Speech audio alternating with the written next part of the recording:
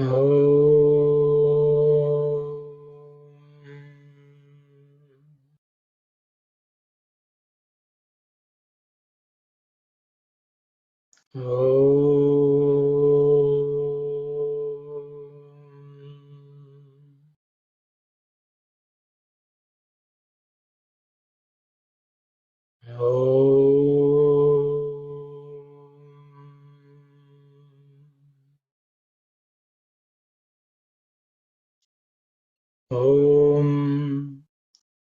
Sahana Bhavatu Sahano Bhunaktu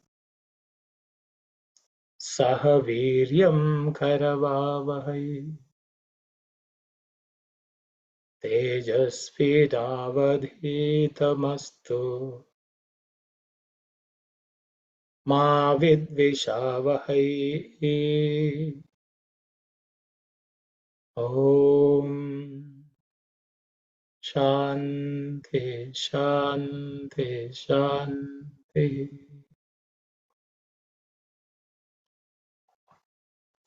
Sairam everyone. So we are in Anuvaka 2. We will continue from where we left off. We had covered 4 mantras last week. So we are starting with the 5th Yajus mantra of the 2nd Anuvaka of Sri Rudram.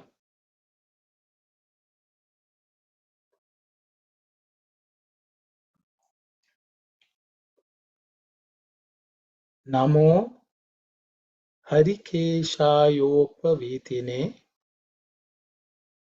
Pushtanam Pataye Namaha. Namo Harikeshayopavitine Pushtanam Pataye Namaha. Namo Harikeshayopavitine Pushtanam Pataye Namaha. Just to point out some, most of the letters are non-aspirated. This sh is cerebral sh. Otherwise, it should be a simpler mantra. We will go into the meaning. Namaha is salutation. The next word is Harikeshaya and Upavitine. Actually, it's a compound word which is samasa. It's comprised of 2 words, which is Harikeshaya and Upavitine. The A and U becomes O. So that's how you get Harikeshayo. Okay. The Ya and Upa, U in the Upa, the second word, modify the Ya to Yo. Okay. But it's comprised of 2 words, Harikeshaya and Upavitine. Okay. So we'll take the first word, Harikeshaya, means to Harikeshaha. I think we have looked at something similar because we look at Harikeshebhya. We have looked at. In this case, it's Harikeshaha. Okay, Harikeshaya means to Harikesha Namaha. Namaha Harikeshaya means my salutation to Harikeshaha. Okay. So we look at the meaning of the word Harikeshaha. Harikesha is again made of 2 words, Hari and Keshaha. We looked at Hari last time, Hari, multiple meanings were given, but Hari also means green. Okay. Keshaha is hair, one who has hair which is green, if you want to put it that way. But all the commentators, Bhashya Karakas, they are not giving the meaning green hair. Because in Sanskrit, the word indicates something, but it is not a label for anything. The way in other languages it is. Okay. So you will have to, in its context, you need to derive the meaning. Hari comes from a root word called hru. Hru means that which captures, grabs, attracts, all that meaning comes from the word Hru, the root word Hru. From Hru only the word Hari comes. Hari is, Vishnu is also called Hari, Krishna is also called Hari. So Hari is God. In simple terms, Hari can also mean God. But Hari also has other meanings like lion, monkey, and so on. Because anything which grabs or takes something, that is called Hari.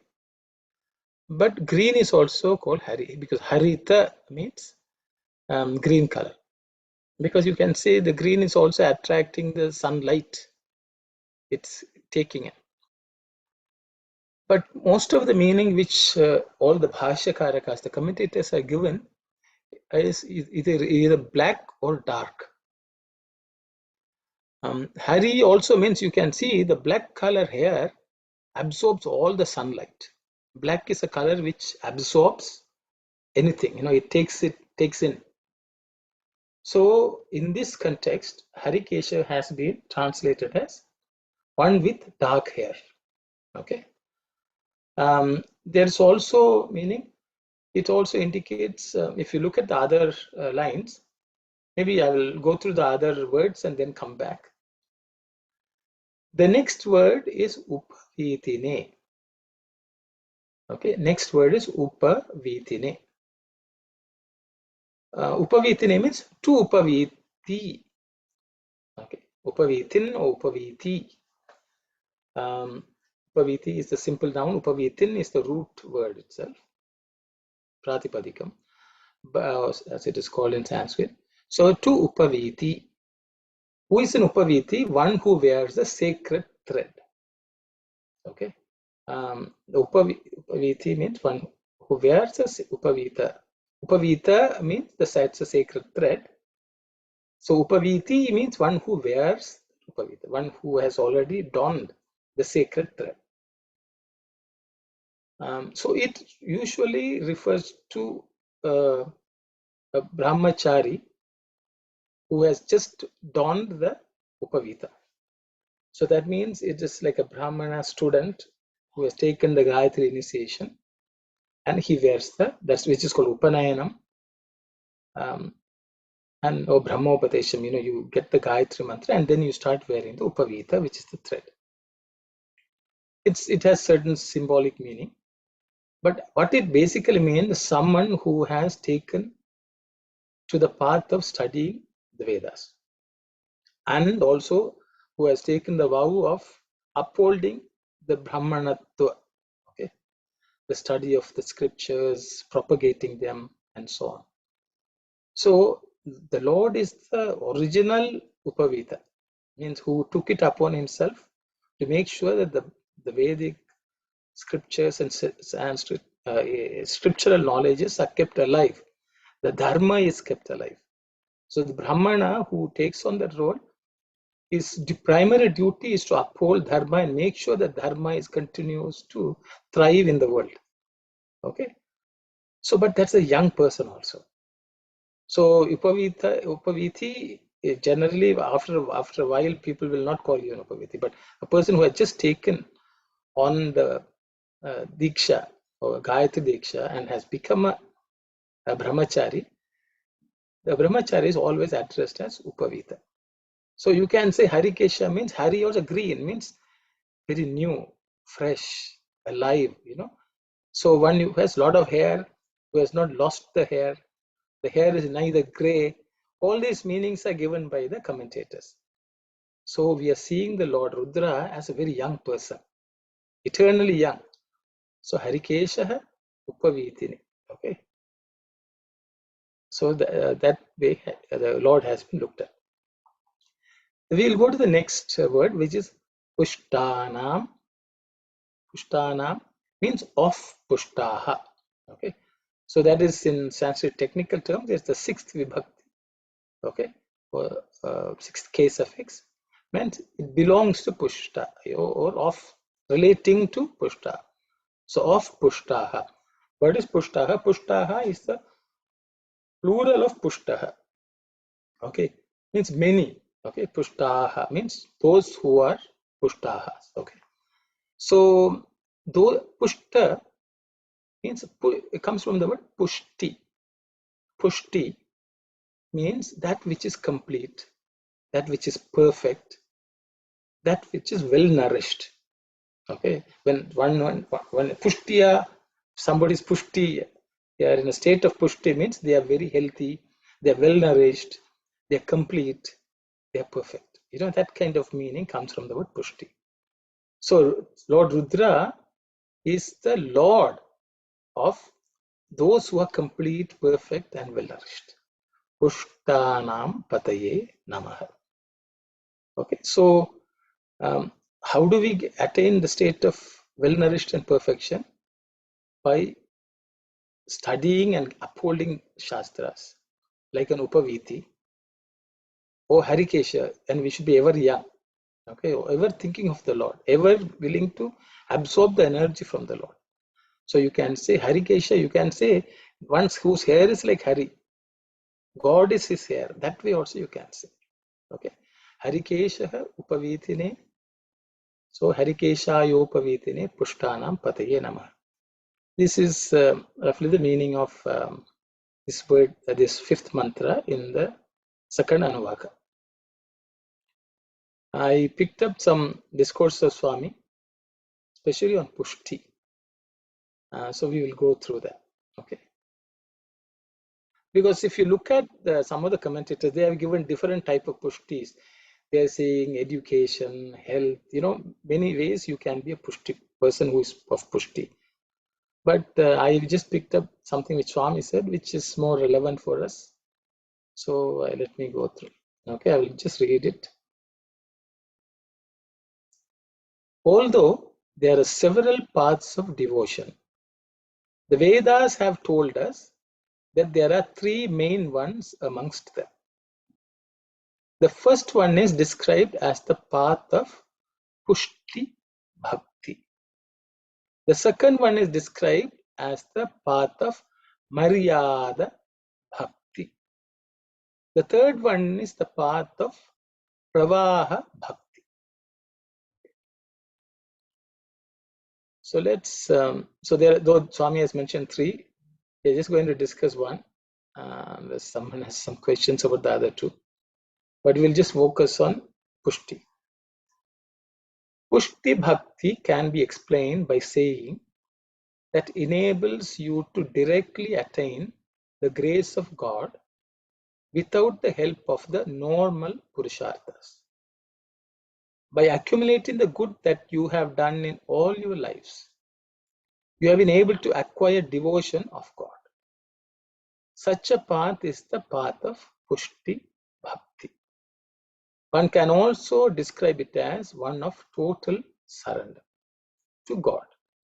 So Swami is defining Pushti as someone who is totally surrendered to the Lord. One who in his devotion or in her devotion has completely surrendered to the Lord, and they have accumulated over many lifetimes. Over many lifetimes, they have accumulated so much good that they don't even have to follow the Purusharthas, Dharma, Artha, Kama, Moksha. They don't have to pursue that in the human birth, but they are filled with devotion for love for God, and they have total surrender. These kinds of people are called Pushti. Okay. Incidentally, there is a school of devotion. It's called Pushti Marga. You know, in the north, especially in the Gujarat, Maharashtra area, they follow what's called Pushti Marga, and they follow a type of total surrender. I will not. It's a digression, but I will just leave that. And the discourse continues. Okay.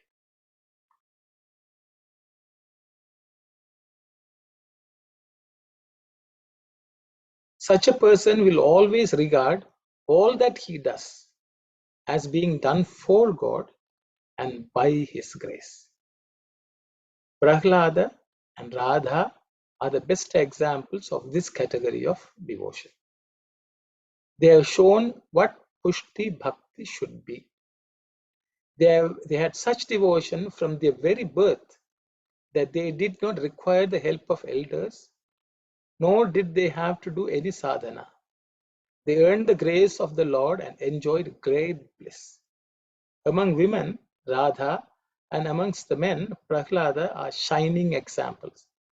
And their lives have the specific purpose of being noble examples to all other human beings. Okay, this is from 1978, Samasha versus Swami. So Swami is saying a great Pushtana means those are devotees who have completely dedicated their lives to the Lord, or totally surrendered to the Lord, who from their very birth are filled with devotion. They did not need any other help. And Swami is giving the two best examples of Radha and Prahlada as the Pushti, those who are really Pushtis. So we are talking about the word which we looked at was Harikeshaya Upavitine Pushtanam Pataye Namaha. Okay, so they were imbued with all the Shastra. The Vedas were themselves. Whatever their life was essence of Vedas. Okay, Upavitine. They were young, at a young age itself, they became Pushti. So you can look at all of them as similar meaning, because Upa, Swami will say, going close to the Lord. Okay, it's a thread with which you tie the Lord to you, close. That is Upavita. Upavita means one who has tied themselves, their mind and heart, to the Lord. Okay, and they are eternally put in state of Pushti. Rudra is the Lord of such great devotees. Now we will go to the next mantra, which is mantra 6. So this Yajus mantra goes Namo Bhavasya Hetyai Jagatam Pataye Namaha. Namo Bhavasya Hetyai Jagatam Pataye Namaha. Namo Bhavasya Hetyai Jagatam Pataye Namaha. So we will look at the meaning. Namaha, salutation. Bhavasya, again, sixth vibhakti or sixth case affix. So of the existence. Okay, of or relating to the existence.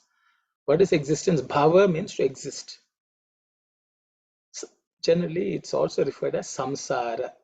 That is the birth and death. We are living, we are existing in this world. So that is the bhava. So bhava sagara, is the ocean of existence and the suffering of birth and death and so on. Okay, bhavasya, that bhava of the essence.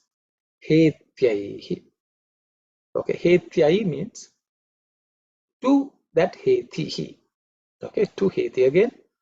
This fourth vibhakti. Okay, fourth vibhakti, to means fourth vibhakti, hetyai. So hetyai means to hetihi. Hetihi is a simple noun, hetihi. What is hetihi?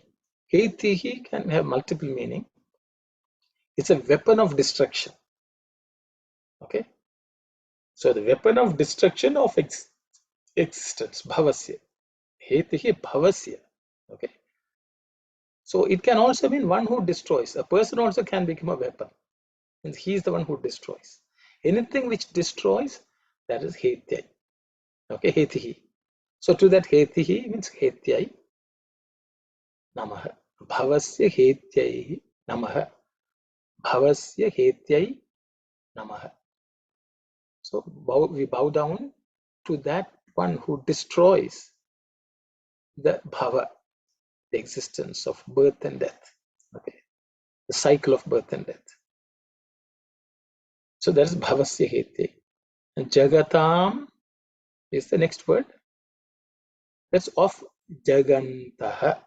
Okay, it's a plural. Okay, of jagantaha. Jagantaha is the plural of jagat. Jagat is singular. Jagantaha means plural. Okay, many. Jagantaha means worlds. So singular is jagat. Okay.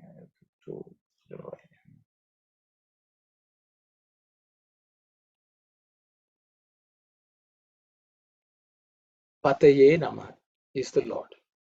So the Lord of all the Jagats. So there are many Jagats. For all of them, he is the Lord. Each person is also can be called one who is born and who is who goes again, dies. Born, his birth is Ja, and Gat means to go, die. So being born and dead. Okay, Jagat. So you can see Bhava itself says cycle of birth and death. So one who is born and dead. All of them, the Lord is, for all of them, the Lord is Rudra. Okay. Bhavasya hete jagatam pataye namah. Oh, sorry, I think I forgot to write a summary. Maybe I will write as I speak.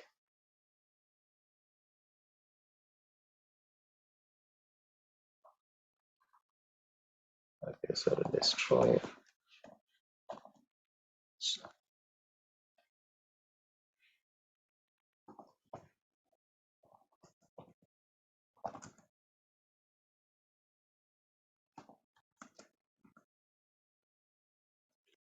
It's like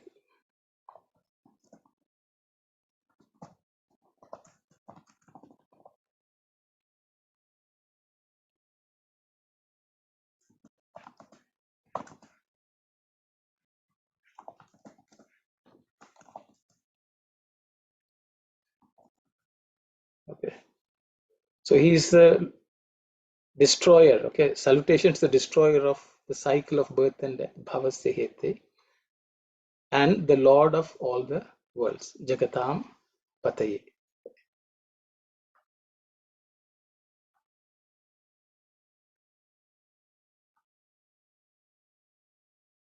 So I also again picked up some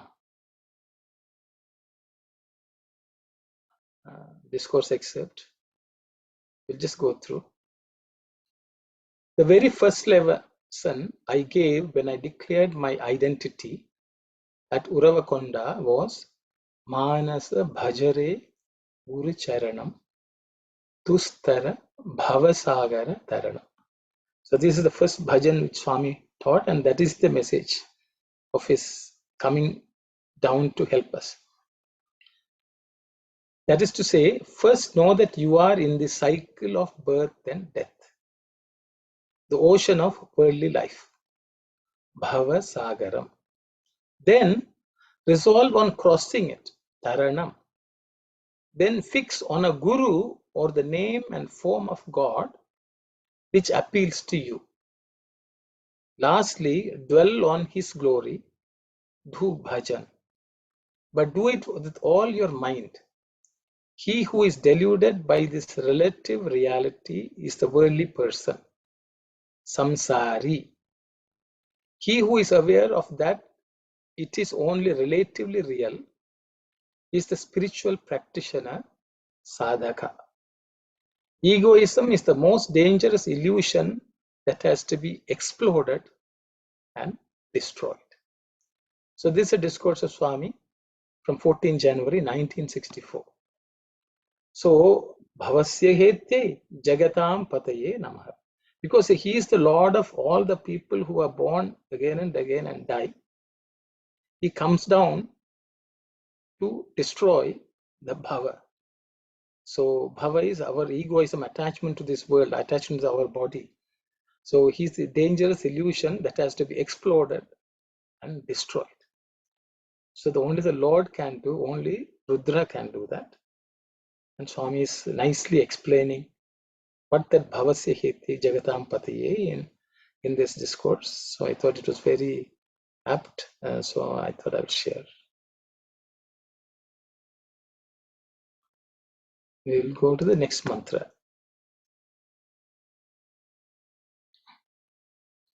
Namo Rudrayata Tavine Kshetranam Pataye Namaha. Namo Rudrayata Tavine Kshetranam Pataye Namaha. Namo Rudrayata Tavine Kshetranam Pataye Namaha. Just to point out, there are no aspirated words here. Kshe is the sha, and sha. Sha is where the tongue is raised towards the roof of the mouth, the cerebral. Kshetranam Pataye Namaha. I think in the previous mantra, Bhavasya, the Bha is aspirated, fourth letter in the Pavarga. So just make a note. I think I ignored pointing it out. Okay. We will look at the meaning of this mantra. Namaha, salutation. Rudraya. Rudraya means to Rudra. To Rudra. Again, fourth vibhakti, or fourth case of X, that means to. So to Rudraha. Okay. I have not given meaning because we have covered exhaustively who Rudraha is in the first session of Rudram. So I'm not going to go into the details. We can refer back to that, and to that Rudra, in many ways, who removes all the suffering and so on, who makes us cry so that we are evolved. There are multiple meanings, so I will not go into those. Rudra is all that we are discussing is also Rudra. So to that Rudra, okay. Atatavine. So Rudrayatatavine. That's ya and a becomes ya. Okay. So Atatavine is the second one. So we bow down to Atatavi. Okay, Atatavi is a simple noun. Atatavine means the fourth vibhakti. So to Atatavi. Okay, Atatavine. So the meaning is the protector. So this Atatavi has two words. Actually, two words come together to make this single word. Atata is the first one. Atata Avi. Okay. Atata Avi. Okay. Avi means Av means our means protect. Okay. So one who protects is Avi. Okay. How does he protect? Atata. Atata means to stretch. So the bow apparently they pull the string. To stretch himself also, you can say. Anything which is stretched is called Atata. Having stretched. Atata. Means you stretch from one place to the other is Ahatat. That's the way. A means beginning from. Ta means from to something. Ahatata means one who stretches end to end, you can say. So the Lord actually stretches out and saves also. That way also we can take the meaning. But general meaning everyone has given, he stretches the bow, because we have looked at Dhanvane, the bow, Jam and so on. So the Lord is ready. That means he's ever ready to protect. Okay, he's always standing with the bow stretched, ready to protect. So Adatavi, ever ready to protect. The Rudra who is ever ready to protect is Adatavi. Okay, to that Adatavi we bow down, because we don't have to be worried. We don't have to call. Within a second, he's dealing with the issue. He's protecting us whether we even ask him. So such a person is Adatavi. To that Rudra, I bow down. The next set of words is Kshetranam Pataye. Okay. Kshetranam is again the sixth vibhakti. That means of. I think many mantras you have seen the sixth. Kshetranam Pati means the Lord of something. So Kshetranam is again a plural word. So of Kshetraha. Kshetraha is singular. Kshetrah means it's plural. Okay. So Kshetraha means he is the Lord of all the Kshetras. Kshetra means field, body, sacred places. All of them are defined as Kshetra. Okay. If there are sacred places also, we call them Kshetrams. In the Bhagavad Gita, the Lord Krishna is telling Kshetra Kshetrajna. Kshetra is our body. Kshetrajna means one who is the knower, who is inside the body, which is also field, the body. And Kshetram also can mean meaning. Dharma Kshetre, Kurukshetre, the battlefield, the field of action. So that is also Kshetram. Okay. All these Kshetras, not one, the body, fields, sacred place for all the places in this world. He is the Lord. Kshetranam Pataye Namah. Okay, so the summary of the meaning is salutation to the Rudra who protects the world with his stretched bow. I have tried to keep the commentators, their words here as much as possible because I did not want to introduce anything else. But you can, look at the meanings which we have discussed and visualize the Lord that way. So he's ever ready. So one who protects the world with his stretched bow, who is the Lord of fields, bodies, and holy places.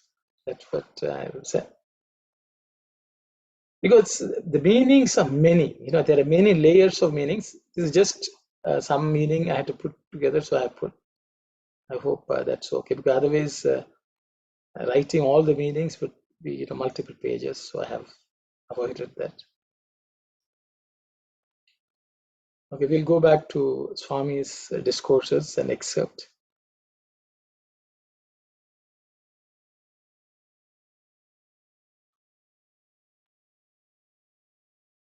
As declared in the Gita, the cosmos is a combination of Kshetra and Kshetrajna, the field and the knower of the field. True knowledge consists in the awareness of the relationship between Kshetra and Kshetrajna. The human body, which is called Kshetra, is a reflection of Prakriti, nature. All the conscious and inert objects in the cosmos are immanent in the human body. The cosmos itself is a reflection of what is within man. It is a reflection of the inner being. It is not enough to recognize the role of the body, the senses, the mind, and the intellect. There is within the body the Kshetrajna, the indwelling knower, who oversees these agencies. If you understand the Kshetrajna, the knower in the Kshetra, there will be no need to inquire about Kshetra, the body, etc. But till you have that understanding, you have to reckon with the Kshetra, the body-mind complex. This is a discourse of Swami delivered 30th May 1990. So again, a series of summer course discourses. In the 90s, there was again summer courses held, and Swami spoke every day, roughly a May-June time frame in the 90s, early 90s. So this is one of the discourses from there. We will read another excerpt. Oh, there is a comment. The body has also been called Kshetra. The Gita enjoins that one should know what is Kshetra and who is Kshetrajna. You are the knower of the field dwelling within the Kshetra body. You have to remain as a witness and see that the body is properly used. We describe Kasi, which is Varanasi, Badrinath, Tirupati as Kshetras because they are associated with the divine and enjoy a holy atmosphere. Sacred actions like worship and are performed in these places. Similarly, in the Kshetra of the body, good thoughts and good actions should prevail. This is the inner meaning of the appellation Kshetra, holy place. The other meaning of the term Kshetra is field.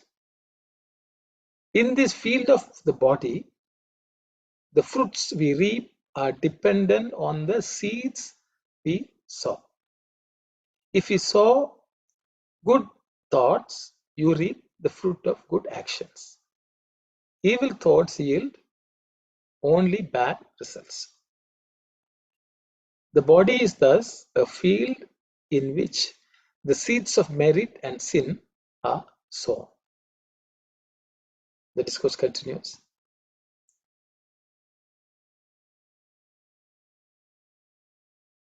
In cultivating a field for growing crops, we wait for the right season and the appropriate condition to sow particular seeds. The suitability of a land for growing a particular crop has to be decided. Sowing cannot be done indiscriminately. However, for this body considered as a field, there are no such constraints. It can be cultivated in all conditions at all times. It can be utilized night and day. When you sow seeds on cultivable land, you may get a good crop or a poor crop. You may not realize your expectations. But in the case of human body, you are bound to reap the fruits of the good or the bad thoughts you sow as seeds. You will have %, which is 100% return. As you sow, so you will reap. The crop depends on your thoughts, and the harvest will be determined by your actions. You must therefore ensure that only seeds in the form of good thoughts are sown. You should not misuse the body as you like. So Swami is nicely saying why our body is a kshetra, sacred, holy place, because the Lord resides, and we should manage it. We should maintain it like a temple. He's also saying it's a field, so where we sow actions and reap the fruits. So then also we have to be careful what we sow. So those are two nice ways of explaining kshetranam. He is the Lord, so he is telling how we should do our maintain our body as a kshetra.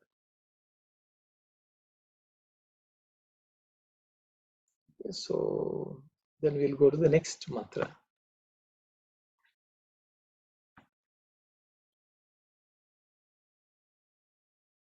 Namasutaya hantyaya vananam pataye namaha. Namasutaya hantyaya vananam pataye namaha. Namasutaya hantyaya vananam pataye namaha. We look at the meaning of this mantra. Namaha is salutation. Sutaya ahantyaya. Okay. Sutaya ahantyaya. There are two words in this compound word. Sutaya and ahantyaya. Sutaya means to sutaha. It is again fourth vibhakti of sutaha. To sutaha. Who is a sutaha? A charioteer. A charioteer who drives a chariot is sutaha. Ahantyaya means again it's the fourth vibhakti of ahantyaha. Okay. To ahantyaha. Ahantya means one who cannot be killed. Antyaha means one who can be killed. Ahantya means one who cannot be killed. So the Lord Rudra, we are worshipping him as the charioteer. Okay. Ahantya means one who cannot be killed.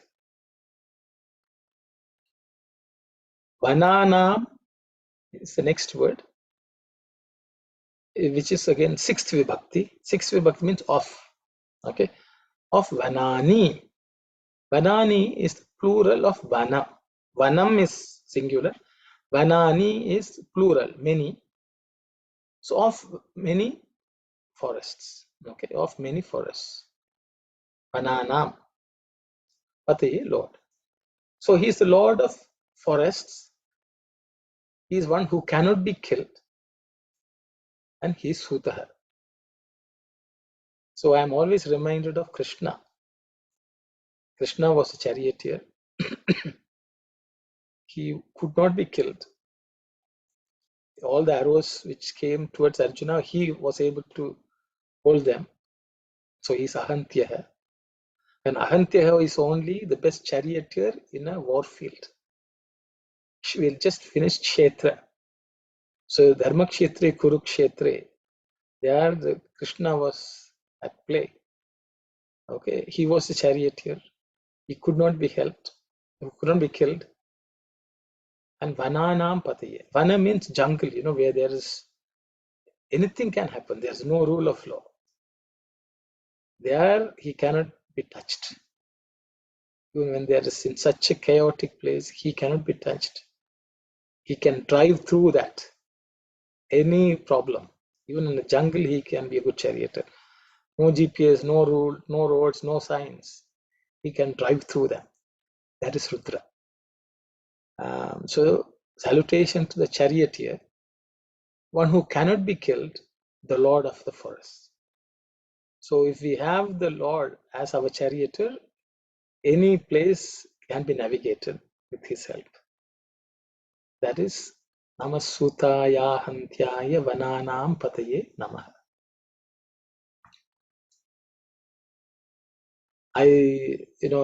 Because all of us you can, I could have brought any discourses, but I thought, everyone is familiar with the example of Krishna. So their Swami has spoken about all this, that he is the charioteer. And so Sanatana Sarathi. Sarathi means Sutaha.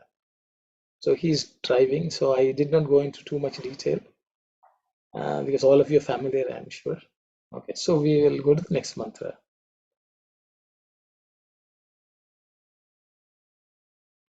Namo Rohitaya Sthapataye Vrikshanam Pataye Namaha. Namo Rohitaya Sthapataye Vrikshanam Pataye Namaha. Namo Rohitaya Sthapataye Vrikshanam Pataye Namaha. Namaha salutation. Rohitaya. Okay. Rohitaya is again fourth vibhakti, which of Rohitaha. So to Rohitaha is Rohitaya. The meaning most of the Bhashyakarakas or the commentators have given is the red one. They've used Lohita also is red. So they have sometimes interchangeably used, it looks like. So they have given the meaning red one, so I have kept it. But there is one of the commentators has given, Bhatta Bhaskara had given, and then it has been repeated by other commentators later who came later on. They're also giving an additional, another meaning, alternative meaning, benefactor with the origination of sound. They have gone into multiple meanings. We have looked at the word Hita. Hita means who is a benefactor. Okay. Ro is considered to be the first sound. Okay. Rudra himself is one who makes that sound, who makes sound come. He is the Lord of speech. All that comes from the word Rohita. So whenever he roars, you can say, whenever he roars, that's for the benefit of the world. So through his roar, he can bring benefit. If you read the Bhagavad Gita, and before the war starts, Krishna blows the conch. Okay, then it's war, but it's for the benefit of the world, to re-establish dharma. So that such a person is Rohita. Okay, so to that Rohita, I bow down. Salutation to that Rohita. Rohitaya Namaha. Okay. The next one is Stha Pataye. Again, Stha, that is the second letter in the third varga, so it has to be aspirated. Okay, Stha Pataye. Okay, Stha Pataye. So again, it's the fourth vibhakti of Sthapati. Sthapati is the simple noun to Sthapati. Okay. Sthapati means generally a person who is a builder, an architect. Okay. Who I've given the additional meaning, which is also given by some commentators. that who establishes everything. Sthapayati, means one who establishes, who firmly establishes something also, sthapayati. So an architect or builder, they put the foundation and they build. So they, bring to life, establish a place of residence or a building or anything. Anyone who constructs is a sthapati. So, if your temple, constructed, the architect, who is leading the work is the sthapati. Somebody is building furniture, that person is a sthapati. So he's an architect, builder, constructor, okay, who establishes everything, puts things makes things materialize. Okay, that's a sthapati. So Rudra, so you can say Rohita, with the sound, he brought everything into being, all the beneficial. And he constructed this universe. He is the sthapati. Okay. The next word is vrikshanam. Again, this is 6th vibhakti of vrikshaha. Oh, it's 6th case suffix of the word vrikshaha, means of vriksha. Vrikshaha is the plural of vrikshaha. Vrikshaha means tree. Vrikshaha means many trees, plural. Okay. Vrikshaha. Pataye, the Lord. Okay. So to that Lord, to Pati of Vrikshanam, of all the trees, we bow down. So Vriksha is the first thing which the Lord brought about, Without the trees in this world, no one can survive. Whether it be animals or human beings, everyone lives on they are the initial source of food for all living beings. That is Vriksha. Vriksha also has the meaning, Vr means to cover, provide a shade. So Vriksha is that which provides shade. Or it protects you from any problem. It gives you food, it gives you shade. Vriksha also means vritti, that means grow. Okay, that which makes everything grow is also vriksha. So you can imagine God brought out the world with his sound, and he establishes the world, and he also provided the nourishment, which is vriksha, and made it grow, everything grow. Of course, anything which grows also dies, but that's a cycle. But for this creation to run, these things are elemental. And Rudra is the one who has brought all this into being. Namo Rohitaya Sthapataye Vrikshanam Pataye Namaha. Salutations to the Lord, who is the benefactor through the origination of sound, which is all the Vedas. He is the originator of the Vedas and all the Shastras, all the knowledge. Sound does not mean just, it is everything which comes from the sound, which Vedas, knowledge, all that is sound. And even the material things have come from there. Even the earth, supposed to Big Bang theory, the scientists say, who has established this creation. He has put everything in place. And the Lord of the trees, which symbolizes growth, shade, and food. Okay. Namo Rohitaya Sthapataye Vrikshanam Pataye Namaha. We look at a few discourse excerpts of Swami. This is my old discourse, 1968 discourse. Swami says, let me tell you, I don't know, I think it's a spelling mistake. I think sorry. Let me tell you another point also. Do not delay anymore. Take hold of this unique chance, even while you can. Ask me about the sadhana you should adopt for your liberation. Begin practicing from this day. Later, it may be difficult to approach me and ask me, for people are coming towards me in full, unending streams, and you may have to take darshan of me from miles away. This is bound to grow into a Vishwa Vriksha, a world tree that shed shade and shelter on all. This has come down in this form with that very purpose. So I picked it up because of the tree. God is the Vishwa Vriksha, the tree of this entire universe, which shed shade and shelter on all. And He is the Lord of this Vriksha. Okay, Vrikshanam Pataya Namaha. So in this world, so every world, in the universe, there could be many worlds, and everywhere the Lord as the Vriksha, as one who sheds shade and shelter to everyone and makes everything grow. Okay, so that is Vriksha. So because of that, I thought I will pick up that excerpt. So another excerpt from Swami's discourse. Inasmuch as even the Veda looks after the worldly as well as the spiritual aspects, and even the economic aspects, it is called Kamadenu. It's called, the Veda is apparently called the Kamadenu.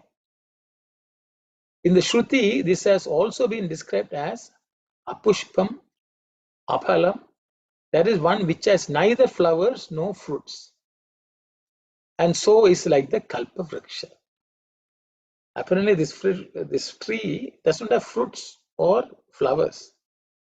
Aphalam, Apushpam, but it is Kalpa Vriksha. It can give anything.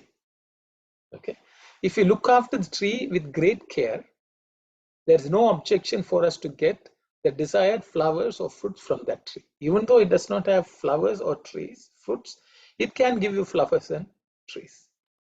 If you do not show the necessary care in looking after the tree with the kind of attention which we should show, there's a possibility of the tree perishing.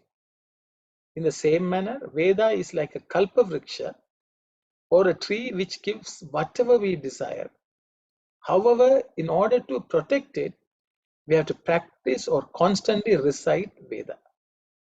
That is a kind of water which we have to give so that the tree may flourish.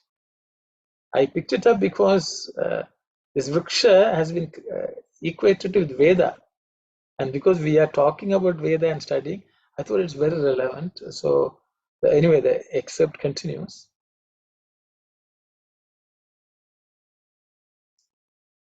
We also have to provide a proper fence around this tree, and the discipline with which you conduct yourself will be the fence. Your sadhana is the fertilizer for the tree to grow. It is only when you have this adhyayana, okay, discipline and sadhana. So adhyayana to study, discipline and sadhana, that the Vedic tree will give you flowers of dharma and the fruit of prajnana. Thus, the Veda can help us in fulfilling all our desires. Whatever activity we undertake, unless we take the necessary care and bestow the necessary attention, we cannot enjoy the results. The Vedas are being handed down from generation to generation, from times immemorial. But we are neglecting them, thinking that they relate to older people or the ancients. We are not making efforts to reap the fruits of this tree of Veda. So Vrikshanam Pate means He is the Lord of all the Vrikshas. Okay, all the knowledge in this world. And Swami has given us, so just chanting Vriksha is not good enough. Understand, and so Swami says we have to keep it growing. Otherwise it may perish. So the Lord, who is the Lord of the Vrikshas, is telling us how we should do our part to keep this tree alive and growing, so that it can give us the flower of dharma and fruit of prajnana. So it was very nice discourse. I thought Swami nicely explains. Rohitaya sthapataye vrikshanam pataye namaha. We'll go to the next mantra. Namo mantrine vanijaya kakshanam pataye namaha. Namo mantrine vanijaya kakshanam pataye namaha. Namo mantrine vanijaya kakshanam pataye namaha. Namaha is salutation. Mantrine, again it's a fourth vibhakti of mantri. Okay. Mantrine is the fourth vibhakti of mantri. counselor, mantri, minister. This is normal meaning we give. But one who is form of mantra is also mantri. A form of mantras. So the Lord is form itself is mantra. Okay. Mantra Swarupa, as Swami would say. So we're worshipping Rudra, who actually can give us all kinds of advice, counsel of how we should live and guide us. At the same time, he himself is the form of the mantra. Okay. All mantras are his form. So mantrine namaha, mantrine namaha. The next one is Vanijaya. Vanijaya means to Vanijaha. To Vanijaha, again, fourth vibhakti. To Vanijaha. Vanijaha means merchant. Means one who transacts, who trades, a trader, okay, doing business. So Vanija is one who is businessman. So business people are called Vanija. Okay. So what type of business does Rudra engage in? Okay, that's a question we can discuss. It also means one who is born of speech. Vani also means speech. Vanija, okay, from our mouth, speech. What is born is also Vanija. So all the Vedas, Shastras, all of them are also Vanija. So if you say his mantra is born, or the Vedas are born from him, that we also you can say. He's born from the Vedas and the Vedas are born from him. Vanija. So that kind of meaning also you can say. The next, to that businessman, who trades, who is the one who has given us the Vedas, who is born of the Vedas. To that, the Lord also we can bow down. The next one is Kakshanam. Kakshanam again is a sixth vibhakti. Okay, sixth vibhakti means of. Kakshaha. Kakshaha again is plural of Kaksha. Of the Kakshas. Okay. What are Kakshas means?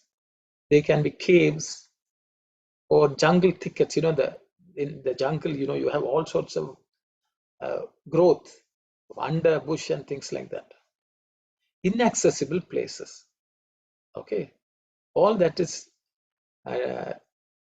denominated by the word Kaksha. Okay. So Kakshaha Pade. So also inaccessible places, he is the Lord. And that means he knows how to deal with them. Okay. So there are two kinds of meanings. Anything which is inaccessible, God will bring and give, because he has access to it. Kakshanam Pati. So he can deliver anything to you, but you can't go and get. He can deliver. He is the Vanija, and he will tell you how to deal with it. Also, mantri, counsels. So when we are in a situation where we really don't know what to do, okay, the God will find the way for you, and he'll counsel you how to traverse. Okay, especially in a jungle. Okay, and you may not be able to have store or anything where you can get things to maintain yourself. In such a place, he can supply whatever you need. Vanija. That is one meaning. Another meaning is Vedas are so heavy, pregnant with meaning that we can't understand, we can't decipher easily. It's inaccessible. Then he becomes a Vanijaha. He is able to explain, like Swami is explaining to us. And he himself is that knowledge which he explains. So you need a guru who can take things which are secret, this is Rahasyam, who are very secretive or who are Guptam. That means hidden meaning. Hidden meaning he can take out and explain to you in the form of mantras.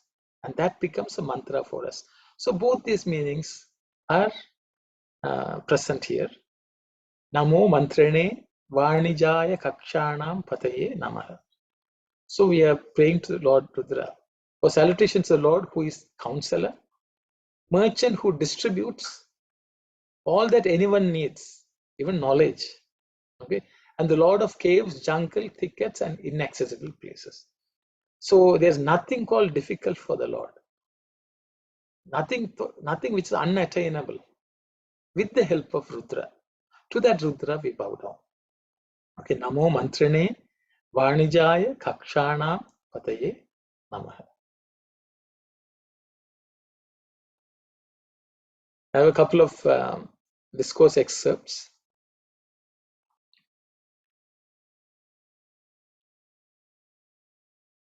The best method of carrying out the sage's direction, counsel, is to believe that this body is the residence of God, that the food you take is the offering you make to Him. Your act of bathing is the ceremonial bathing of Him, who is in you.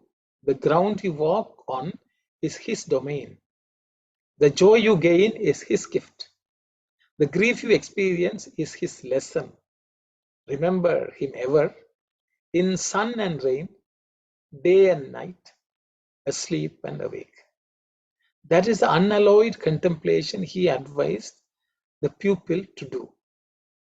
Life is a jungle where there is a great, I think,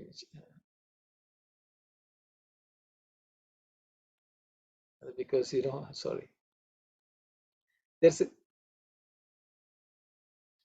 a great deal of there's a great deal of dry wood which harbors worms and insects. No one cleans the floor of the forest or cuts away the undergrowth of bush and bramble. To wade through the thorns and the leech-ridden floor of the jungle, one has to wear boots. So too, one has to wear the boots of sense regulation if one has to pass through the jungle of life without harming oneself. This is the lesson I want you to carry home with you today for pondering over and for practice. So the discourse in 1967, Swami has nicely explained Kakshanam Pataye Namaha. Because he is the Pataye, he is able to explain. Mantrine, he counsels, he directs. Vanijaya, by his words. Okay. So I thought it was very apt, so I picked it up. Another excerpt from Swami. Is there any mantra or repetition of the name Japa? So this is a discourse where this is Prashnottara Vahini, where Swami is it's a Vahini written by Swami. He asks the question and he writes the answer also. Is there any mantra or repetition of name Japa that will give us this peaceful Shanti state that you spoke about just now? If there's any, which is the important one? And Swami himself gives the answer also to this question. Mantra and repetition of the name are essential for all types of people. What is a mantra? Mantra means manana, reflection, understanding. And tra means saving. So mantra means that which can save you if you meditate on it. A mantra will save you from being caught up in the coils of this worldly life, which is infested with death, grief, and pain. Of all the mantras, the Om, Pranava, is the highest and the best. It is the very head and crown of all of them. It's Prashnottara Vahini, chapter 13. One more excerpt I have. And so actually it should be continuing from there.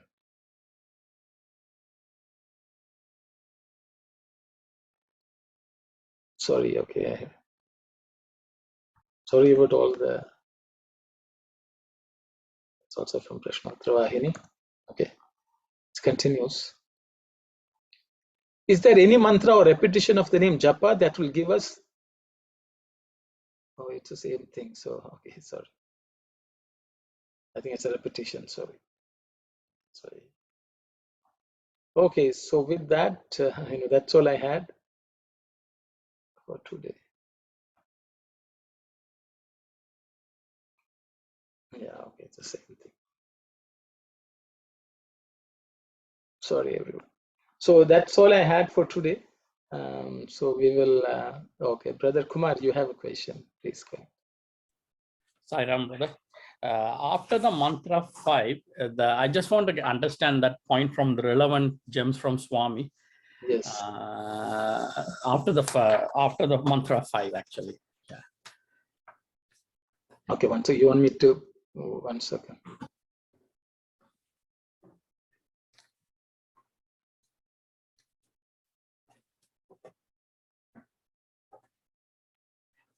Yes, brother. I just want to understand, like, the Pushti Bhakti can be explained by saying that it enables you to directly attain the grace of God without the help of the normal Purushastras. The Purushastras. Yeah, but that what does that mean? That I just want to understand Purushastra. So Purushartha are the 4 goals of human life, which everyone has to seek. Artha means you wish to attain it, which is dharma, artha, kama, and moksha. Those are the 4 purusharthas, the 4 goals of human life. First one is dharma. We have to do things which are dharmic. And artha is we need to collect wealth also to sustain ourselves. And of course, that artha has to be governed by the dharma. That's a sustenance. The third one is kama, desire. So desire is also something which motivates us to do things in this world. But the desire has to be towards moksha, kama moksha. So these are the 4, aram porul inbam, if you want Tamil equal, that is basically purusharthas. So one who is in the past of putti, who has reached the state of complete perfection, they don't need the purusharthas to reach the goal because they have already reached the goal. The goal of devotion is there. So when they are born, they will be born with total devotion. People may say, how did this person attain this state? But they have attained it through all the good which they have done in the past. So they have become a perfect being. So in Buddhist term, you say it's a Buddha. Until then, you are a Bodhisattva. Yes. So you attain that perfection, that completeness. And people have reached that state of completeness is pushti. But they also will demonstrate devotion, like the way Radha, the way Prahlada. They also demonstrated devotion, and they are considered pushti bhaktas. I hope I answered your question. No, thank you, brother. Thank you. And I really love that that how Swami in the 1990 explained Gita and the cosmos connection to mantra 7. Awesome. Thank you. Thank you, brother. Thank you. Now, just because you asked about purusharthas, yeah, the Maryada Bhakti are people who follow the purusharthas. That's the second class of people who follow the purusharthas, and because of that, they are in the process of slow evolution to reach the pushti state. The Pravaha people don't do any of them. They don't follow dharma, anything like that. So they are in the Pravaha. They are caught in the flow of life. Pravaha, that means a flow. So they are caught in the flow of birth and death and birth and death. So those are the 3. But they also show devotion sometimes. But they are still caught in the flow of life. So that's they're all sort of related. So that's all I had. Sairam, thank you. If there are no other questions, I don't know whether it's too much or I'm not doing what's interesting or whatever, or maybe something is not intelligible. Please let me know.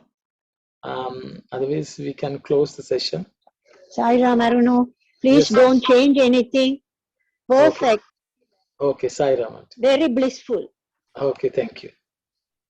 So we will close the session with Samasta Loka Shanti. Sairam. Sairam. Om Samasta Loka Sukhino Bhavantu. Samasta Loka Sukhino Bhavantu. Samasta Loka Sukhino Bhavantu. Om Shanti Shanti Shanti. Sairam everyone.